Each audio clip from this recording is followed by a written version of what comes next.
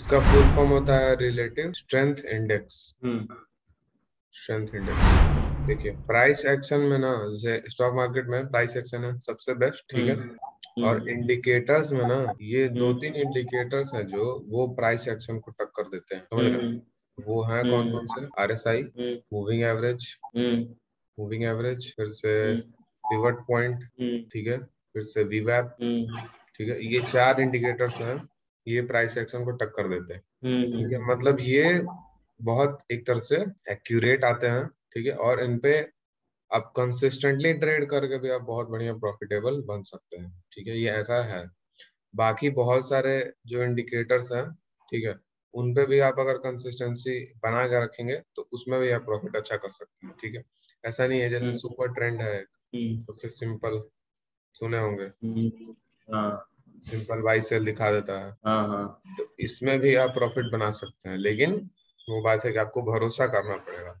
इसमें एक बार हम्म गड़बड़ होता है ना, तो भरोसा टूट जाता है। मेन बात ये है, जैसे मान लीजिए आप जो भी स्ट्रेटजी फॉलो कर रहे हैं, उस स्ट्रेटजी में हम्म आप इसको ऐड कर दें, तो उस स्ट्रेटजी का जो हम्म इफेक्टिविटी, जो जिससे मान लीजिए उस स्ट्रेटजी का जो विन रेशियो और बढ़ जाए, तो अच्छा है ना। हम्म इसीलिए तो आरएसआई में बेसिकली एक बैंड होता है, ठीक है। हम लोग हम्म आरएसआई में थोड़ा सा छेड़छाड़ करेंगे और दूसरे तरीके से यूज करेंगे। जो सिंपल आरएसआई दिया है उसको यूज नहीं करेंगे, ठीक है।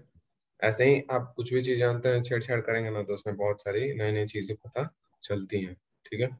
तो आरएसआई में बैंड होता है, ठीक है। उस बैंड को आप सेट कर सकते हैं किसी चीज पे भी, 60 पे भी, 70 पे भी, 30, 10 से 100 के बीच में बैंड पे आप सेट कर सकते हैं, ठीक है।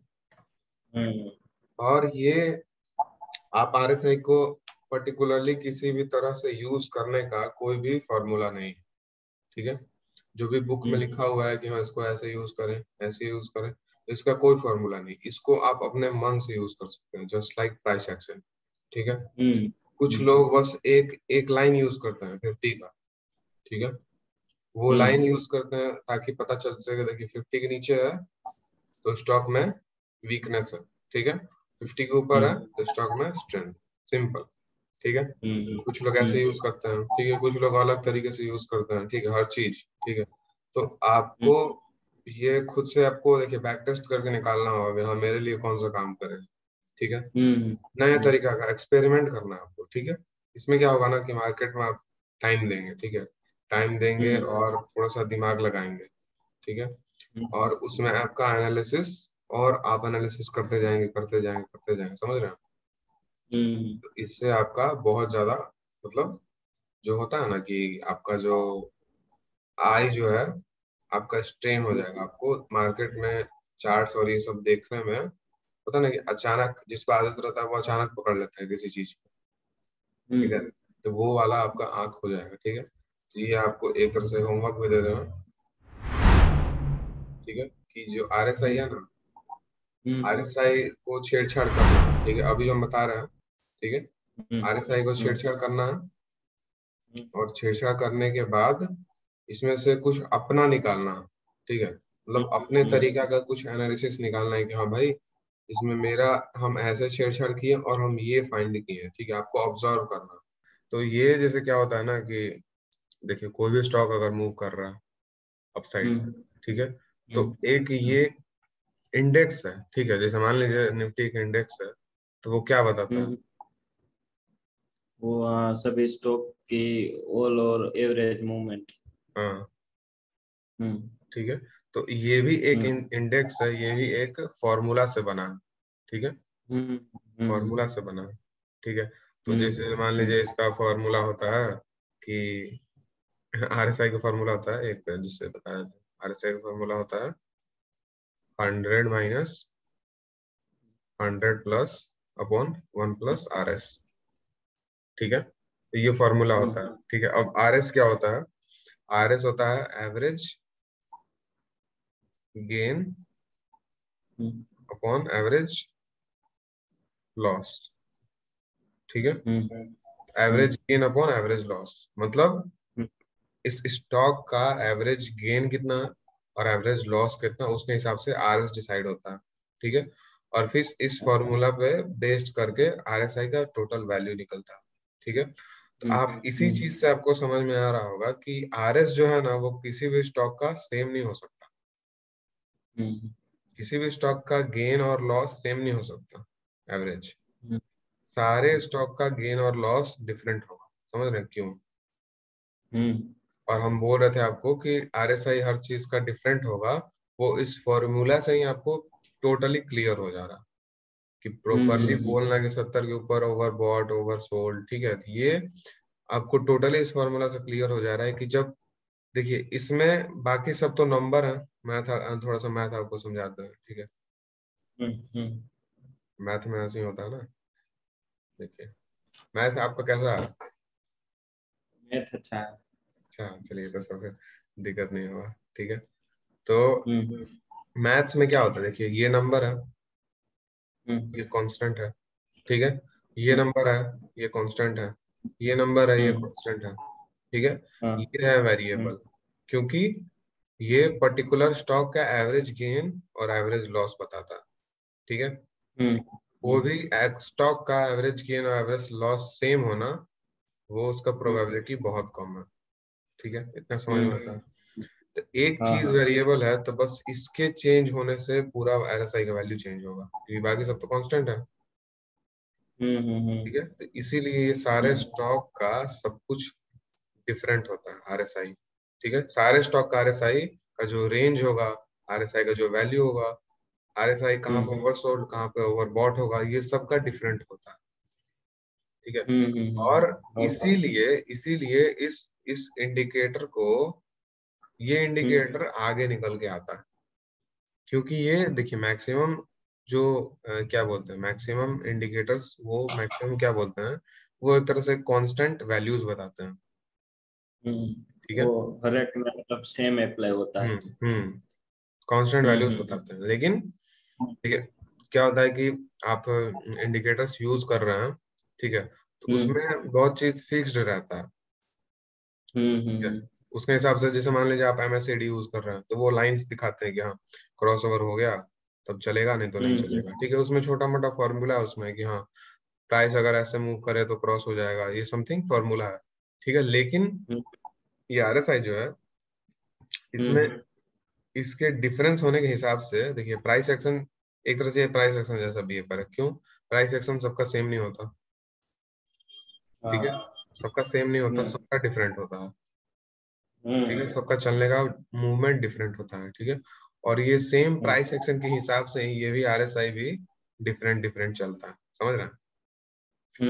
इसीलिए ये जो इंडिकेटर है ये डोमिनेट करता है बाकी सारे इंडिकेटर्स को। ठीक है, प्रॉपर एक इंडिकेटर खोजने में बहुत महीना लग जाता है। ठीक है, ये हम फर्स्ट दिन से यूज कर रहे हैं। ठीक है, फर्स्ट दिन से यूज कर रहे हैं। ठीक है, अच्छा हाँ। उतना इतना पता नहीं था, बिल्कुल पता नहीं था, बस नॉर्मल जो बुक्स में था वही पता था। लेकिन धीरे धीरे टाइम देते देते देते देते इसके बारे में इंसाइट्स पता चला। ठीक है, और होता है ना कि जैसे मान लीजिए कोई भी आपसे आके कुछ भी बोल रहा है, ठीक है, कि देखो भाई मार्केट में ऐसा नहीं होता, ऐसा होता है, ऐसा नहीं होता, ऐसा होता है। ठीक है, तो आपको किसी भी चीज में आपको फिक्स्ड नहीं रहना, किसी भी चीज में फिक्स नहीं रहना। हाँ हाँ।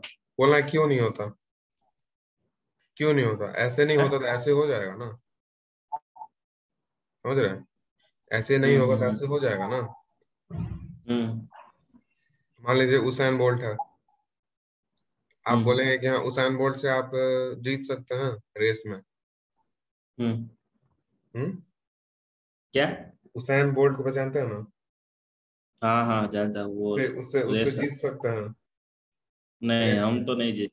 नहीं। नहीं जीत सकते, तो ये हो गया एकदम फिक्स्ड कुछ। लेकिन अगर हम हमसे बोले कि हाँ भाई उसैन बोल्ट से जीत सकते हैं, तो बोले हाँ जीत सकते हैं। उसको उसको क्या बोलते हैं, उसैन बोल्ट को क्या करें कि मेरे रेस से पहले उसको 100 किलोमीटर दौड़ा दें। ठीक है, और फिर मेरे से रेस लगवाएं उसका। अब बोलिए कौन जीतेगा? तब हम जीत सकते हैं। कंडीशन है, ठीक है, आपको कोई भी कुछ भी चीज बताता है कि हाँ भाई मार्केट हम्म में ये है, मार्केट में ये है, मार्केट में वो है। तो कुछ भी मार्केट में फिक्स नहीं है, आपके लाइफ में भी कुछ भी फिक्स नहीं है। ठीक है, हम्म ऐसे नहीं तो हम्म ऐसे है, आपको सोचना है बस। हम्म, फिक्स्ड क्यों है कि हाँ हाँ। भाई ये चीज फिक्स्ड हो चुका है, ऐसे नहीं होता, फिक्स हम्म नहीं हो सकता। आपको कंडीशन देखना होगा, आपको उसका सही तरीका देखना होगा। ठीक है, हम्म इसी से आदमी का माइंडसेट थोड़ा सा फिक्स से निकलता है। ठीक है, हम्म थोड़ा सा हम्म डिफरेंट करने का, एक्सपेरिमेंट्स करने का, इसी हम्म चुल मचता है। ठीक है, बस हम्म यही माइंडसेट रखना है। ठीक है, हम्म यहाँ पे हम सेट किए हैं आरएसआई को। हम्म देखिए आरएसआई को हम सेट किए हैं, लेंथ इसका 14 है। ठीक है, ये डिफॉल्ट आता है पहले से। ठीक है, स्टाइल हम्म देखना नहीं है। देखिए विजिबिलिटी, आरएसआई अपर बैंड 70 पे है। ठीक है, हम्म आरएसआई हम्म मिडल बैंड 50 पे है, और आरएसआई लोअर बैंड 30 पे है। ठीक है, हम्म हम्म एक मिनट। ठीक है, तो ये हम्म आपका बैंडिंग है। ठीक है, तो इसमें हम्म ये लोग बोलते हैं कि यहाँ से यहाँ से जब भी मार्केट ये ऊपर जाए ना, तो ये ओवर बॉट हो जाता है, और नीचे जाए तो ओवर सोल्ड हो वर्षों। जाता है। ठीक है, हम्म तो देखिए, देखिए यहाँ से मार्केट गिरा। हम्म ठीक है, ये 30 के नीचे आ गया, यहाँ पे दिख रहा है, हाँ यस।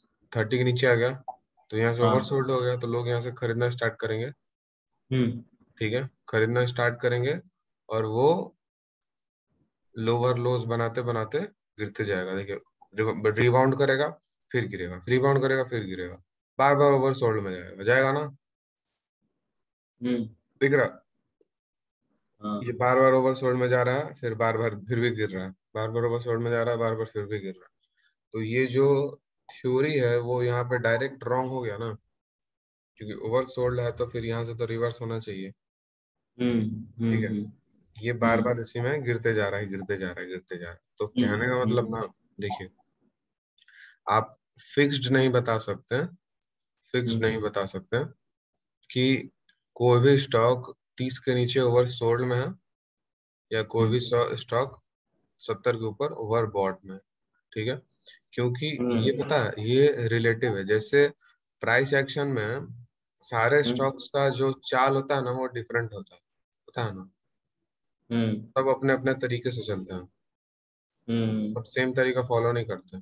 ठीक है, हम्म जैसे स्टॉक एनालिसिस स्टार्ट करेंगे ना, तो आपको दिखने लगेगा कि ये जो स्टॉक है वो रैंडम मूवमेंट देता है, ये स्टॉक प्रॉपर प्रॉपर मूवमेंट देता है। ठीक है, और कोई कोई स्टॉक है, जैसे अदानी का स्टॉक है, एक ही बार ऊपर जाएगा, फिर कंसोलिडेट करते जाएगा, फिर एक ही बार ऊपर जाएगा। ठीक है, सबका चाल अलग अलग होता है। ठीक है, ये मानते हैं।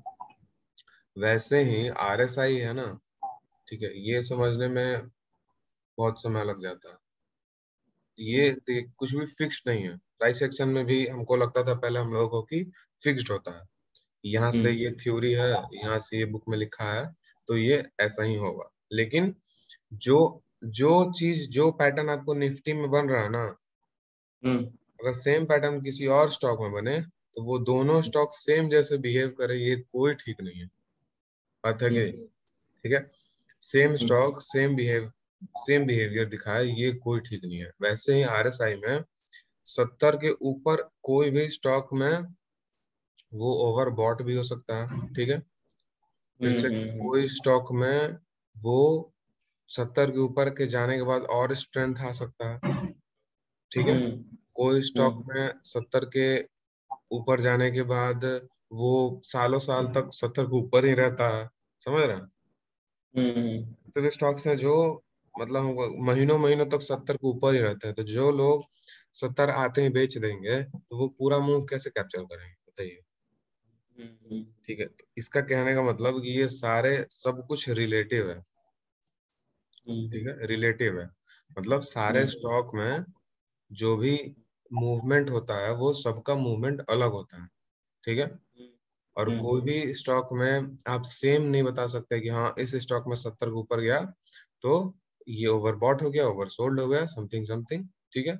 ये आप नहीं बोल सकते, ये सब चीज रिलेटिव है, ठीक है, फिक्स्ड नहीं है। हम्म जैसे आपको पूछे थे हम कि बताइए यहाँ से जब सपोर्ट और रेजिस्टेंस ले रहा है तो यहाँ से हम्म 100 का स्ट्रेंथ से रेजिस्टेंस ले रहा है, यहाँ से 100 का हम्म स्ट्रेंथ से सपोर्ट ले रहा है, तो अगली बार हम्म कितने स्ट्रेंथ से सपोर्ट लेगा? आपने बोला कम लेगा, ठीक है, तो ये हम्म बता ही नहीं सकते कम लेगा या ज्यादा लेगा, ठीक है। हम्म, ये हम्म, सब रिलेटिव चीजें हैं, ये सब हाँ वेरिएबल है, ये आप बता नहीं सकते, ठीक है, कुछ भी हो हम्म सकता है, ये कुछ भी नहीं बोल सकते इसके बारे में। वैसे ही आपको आरएसआई अगर देखना होगा, ठीक है, आरएसआई देखना है तो आपको पता लग गया कि हाँ ये जो है सारे स्टॉक में डिफरेंट है ना, हम्म डिफरेंट है। तो हाँ आपको कैसे पता लगेगा कि हाँ इस स्टॉक में हमको 70 के ऊपर बेचना है या 70 के ऊपर खरीदना है, ठीक है, ये कैसे पता करें? उस पे मतलब उसका मतलब बैक टेस्ट के हिसाब से। हम्म, सही बोला। देखिए, जैसे जैसे डेली टाइम फ्रेम बात है, हम्म डेली टाइम फ्रेम पे एक आपको दिखाते हैं। जैसे ये है, ठीक है, टाटा एलेक्सी, हम्म ठीक है, तो इसमें हम देखेंगे प्राइस एक्शन, अगर हम देख रहे हैं, हम्म प्राइस एक्शन अगर देख रहे हैं, तो प्राइस एक्शन में अगर आप फॉलो कर रहे हैं तो यहाँ से देखेंगे कि ये जो है ऊपर जा रहा है फिर नीचे आ रहा है, फिर ऊपर जा रहा है फिर नीचे आ रहा है, ठीक है। तो अगर हम्म आप प्राइस एक्शन फॉलो कर रहे हैं और अगर आप ये वाला चैनल नहीं बना पाए हैं तो आपको इसका मूवमेंट समझ में ही नहीं आएगा, समझ रहे हैं? हम्म हम्म ये इसका चैनल आप नहीं बनाए हैं कि हाँ इसको ट्रेंड लाइन को फॉलो कर रहा है और अपर बैंड में ये वाला ट्रेंड लाइन को फॉलो कर रहा है, तो इसका चाल आपको समझ नहीं आएगा, ठीक है। आप देखेंगे यहाँ से, ठीक है, अलग अलग तरीके का आपका जो होगा एनालिसिस होगा। यहाँ से देखेंगे कि यहाँ से ब्रेकआउट देता है तो ये 37% जाता है, ठीक है। फिर यहाँ से जब ब्रेकआउट देता है तो 46% गया, ठीक है। फिर यहाँ से जब ब्रेकआउट होगा, ठीक है, फिर सोचेंगे कि उतना ही जाएगा, 37 36%, ठीक है। जैसे ये गया था 36%, लेकिन एक बार डिप मारने के बाद गया था, ठीक है। तो आप हम्म अलग अलग तरीके का ना, जैसे जैसे टाइम स्पेंड करेंगे ना तो आपको अलग अलग तरीके का आपको मिलेगा, ठीक है। और मान लीजिए जितना आप टाइम स्पेंड करेंगे मार्केट में चार्ट्स के साथ, तो आपको मान लीजिए ये ट्रेंड लाइन भी मिल गया, ठीक है, फिर से आपको ये डेटा भी मिल गया कि हाँ भाई ये 35% ब्रेकआउट देता है तो देता है, ठीक है, ये यहाँ से हम्म 35 समथिंग % देता है, ठीक है, तो यहाँ से ब्रेकआउट हुआ था, आप यहाँ तक रुकेंगे, ठीक है। ये आपका एनालिसिस हो गया। तो आपको डिफरेंट डिफरेंट, जैसे जैसे बिताएंगे टाइम में तो आपको डिफरेंट डिफरेंट एनालिसिस से आपको मल्टीपल कंफर्मेशन मिलेगा, ठीक है। फिर से आप ये बोल सकते हैं कि यहाँ से फिबोनाची का यहाँ से रिट्रेसमेंट लें तो देख सकते हैं कि कहाँ तक जा रहा है, ठीक है, बेस्ड ऑन प्रीवियस डेटा, ठीक है। यहाँ से फिबोनाची का लेते हैं तो 1.6 तक आप कम से कम टारगेट लेंगे ही लेंगे, तो यहाँ से आप निकल जाएंगे, समझ रहे हैं?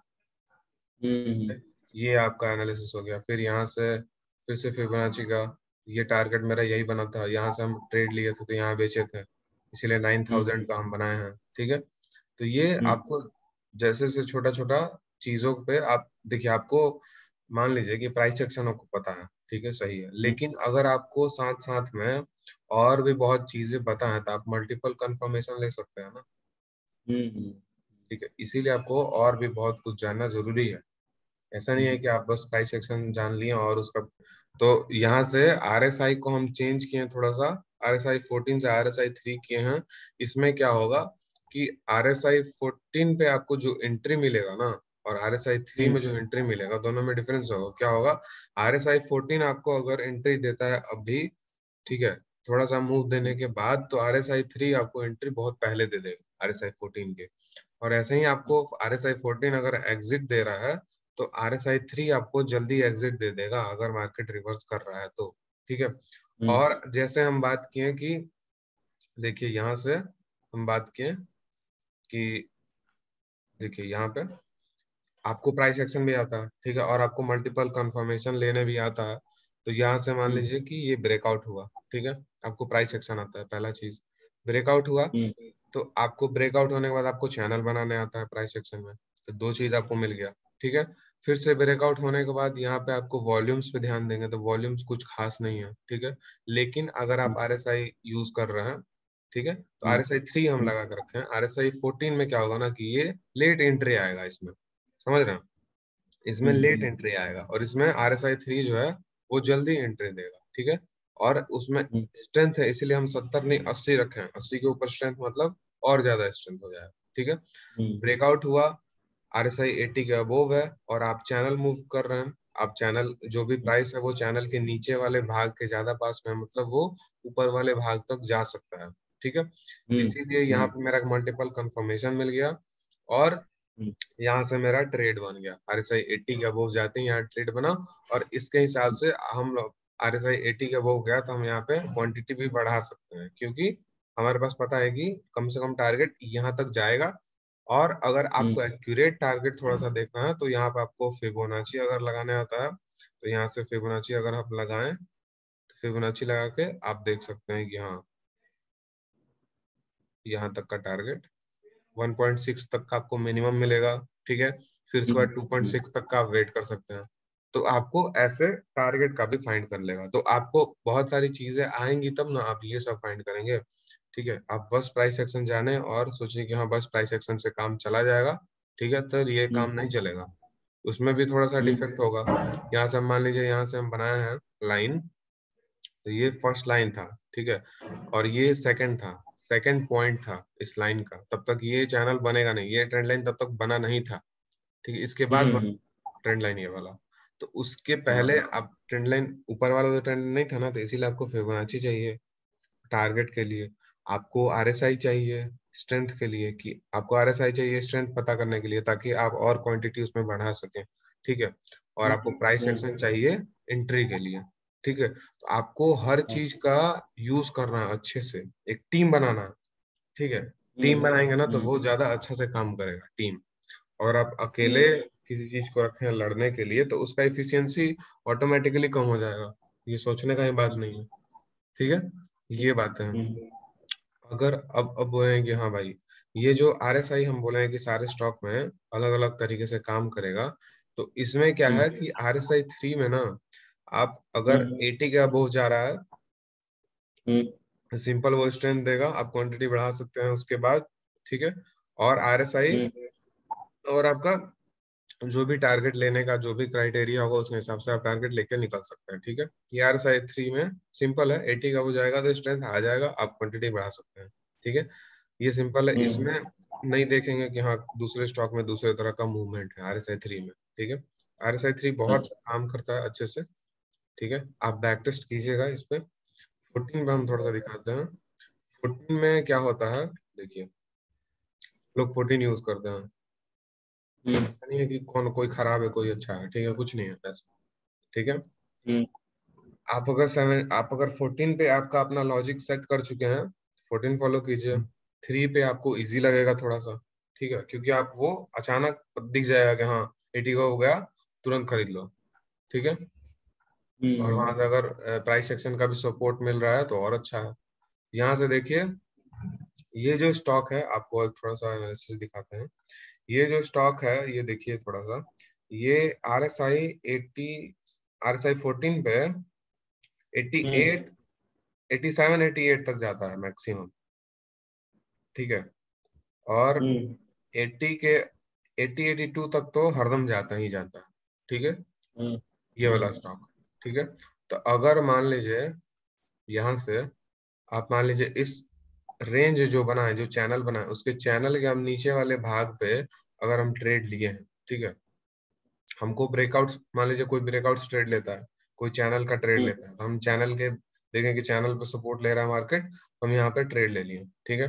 अब हमको चैनल, अगर चैनल का एंड आ गया तो अच्छा ही है, हम एग्जिट कर जाएंगे, लेकिन आपको एक और कंफर्मेशन चाहिए, तो यहाँ आप देखिए, यहाँ से मार्केट गया, हम यहाँ से ट्रेड बनाए, और मार्केट यहाँ आने के बाद हम वेट करेंगे कि ये मार्केट मैक्सिमम 80, 82 तक तो जाता ही जाता है, ठीक है। 88 देखिए, इसीलिए बोले कि सारे स्टॉक का अलग अलग RSI का वैल्यू होता है। ये वाला 80, 82 तक जाता है तो कोई 70, 75 तक ही जाता होगा, कोई 90 तक भी जाता होगा, ठीक है। तो ये बात बोलना कि 70 के ऊपर ओवर बॉट और 30 के नीचे ओवर सोल्ड, ये बिल्कुल गलत हो गया, है कि नहीं? जस्ट लाइक प्राइस एक्शन, ये भी एक तरह से वेरिएबल है, ठीक है, ये फिक्स नहीं है, ये कांस्टेंट नहीं है। सारे स्टॉक्स का अलग अलग चलने का तरीका है और उसके चलने के तरीके पे ही ये आरएसआई का वैल्यू डिसाइड होता है। 80 82 ये मिनिमम जाएगा, तो 80 82 जब जाएगा तो हम थोड़ा सा कोशिश हो जाएंगे, हाँ भाई यहाँ पे मेरा अगर बुक करना होगा तो 50% बुक कर लेंगे, ठीक है। यहाँ पे यहाँ मान लीजिए 80 82 के हम 50% बुक कर लिए, थोड़ा सेफ चले। फिर जब चैनल को हिट किया तो हम पूरा बुक कर लिए, सिंपल। आपको मल्टीपल कंफर्मेशन आपको हर तरह से हेल्प करेगा, समझ रहे हैं? अब मान लीजिए कोई और स्टॉक का देखते हैं, अपोलो हॉस्पिटल का देखें। तो अपोलो हॉस्पिटल का अगर देखें तो ये भी 80 81 तक जाता है मैक्सिमम। मैक्सिमम ये 82 तक जाता है, 80 मतलब 81 82 तक जाता है, उसके ऊपर नहीं जाता। और जो टाटा एलेक्सी था वो 88 भी गया था, ठीक है। तो सेम बात है, यहाँ तक जाएगा, आपको कॉशियस हो जाना है, बेच के निकल जाना है, ठीक है। और नीचे के साइड में भी देखेंगे, नीचे के साइड मैक्सिमम कहाँ जाता है, ठीक है। एक तरह से प्रोबेबिलिटी लगाएंगे, नीचे के साइड 20 23 25 तक जाता है। फिर 23 25 तक जब आएगा तो आप बाइंग स्टार्ट कर देंगे, ठीक है। यहाँ पे आया था 19 के, वो थोड़ा सा रिवर्सल ले रहा है, फिर यहाँ से देखिए, यहाँ से डब्लू पैटर्न बनाता है या नीचे जाता है, ठीक है। टाटा पावर का आ जाते हैं। टाटा पावर का देखें तो देखिए ये जाता है मैक्सिमम 75 78 तक, ठीक है। एक बार गया था 91, लेकिन एक बार वाला हम लोग काउंट नहीं करेंगे। ये जाता है 75 से 80 के बीच में जाता है, उसके ऊपर नहीं जाता, ठीक है। तो यहाँ पे मान लीजिए ये ब्रेकआउट दिया, और यहाँ पे मेरा ट्रेड था, ठीक है। तो फिबोनाची के हिसाब से यहाँ पे टारगेट आ रहा था 309, ठीक है। लेकिन ये यहाँ से रिवर्स कर गया, समझ रहे हैं? रिवर्स कर गया और 80 82 तक आ चुका था, क्योंकि इसका यही जो मेन है, क्या बोलते हैं, जो अपर बैंड है आरएसआई का, वो मैक्सिमम 80 82 के ऊपर नहीं जाता, ठीक है। तो अगर ये लॉजिक से देखें आप, तो देखिए यहाँ से फिबोनाची को ये रिस्पेक्ट नहीं किया, आरएसआई को रिस्पेक्ट किया, 80 82 तक जाके फिर रिवर्स कर गया, समझ रहे हैं? जो भी रीजन हो इसका, समझ रहे हैं? तो ये इसीलिए आपको मल्टीपल कंफर्मेशन काम देता है। हिंदुस्तान यूनिलीवर ये थोड़ा छोटा, मतलब ये वीक स्टॉक है, वीक मतलब अच्छा स्टॉक है, लेकिन ये ज्यादा मूवमेंट देता नहीं है, ठीक है। तो ये देखते हैं, कभी कभी 75 तक जाता है, कभी कभी। तो आपको इसी से पता चल जाएगा कि हाँ कभी कभी 75 तक जाता है, तो थोड़ा सा वीक स्टॉक है ये, ठीक है। डेविस लैब पे आ गए। डेविस लैब में देखा कि ये मैक्सिमम 82 82 80 80 के ऊपर चला जाता है आराम से, ठीक है। और अदानी का देखेंगे, अदानी का तो भाई वो 85 के वो भी जाता है अच्छे से, समझ रहे हैं? ये सारी चीजें, और जैसे स्मॉल कैप्स होंगी, सिरका है, ठीक है, 84 तक जाता है। अदानी वेलमार्क तो अभी ये तो कुछ और ही चाल चल रहा है। एंजल ब्रोकिंग है, ये ब्रेकआउट देता है तो 90 तक भी जाता है, ठीक है। या 80 तक जाता है, और 80 ब्रेक करेगा तो 90 तक जाता है, ठीक है। तो आपको एक थोड़ा सा डेटा मिल रहा है इससे, ठीक है, ताकि आप दोबारा सोचें कि हाँ आप जो किए हैं, आप जो ट्रेड लिए हैं, उसमें आप बने रहें या उसको बेचें, ठीक है। आप दोबारा सोचें, ठीक है, ताकि आपको बड़ा लॉस ना हो और आप प्रॉफिट लेके निकल जाए, ठीक है। आपको ये हरदम मल्टीपल कंफर्मेशन लेने में आपको इसलिए मदद करेगा।